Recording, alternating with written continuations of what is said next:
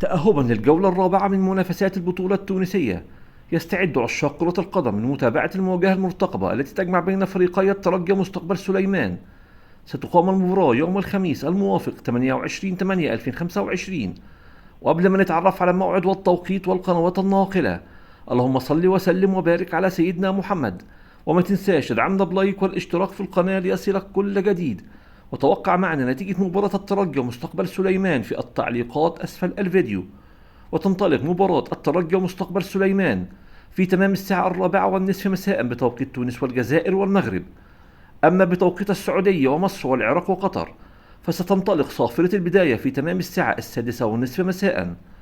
ويمكن للمتابعين في تونس وباقي أنحاء العالم العربي مشاهدة هذه المباراة عبر قناة الوطنية التونسية، الناقل الحصري لمنافسات البطولة التونسية. نتمنى لكم مشاهدة ممتعة ونشكركم على حسن الاستماع.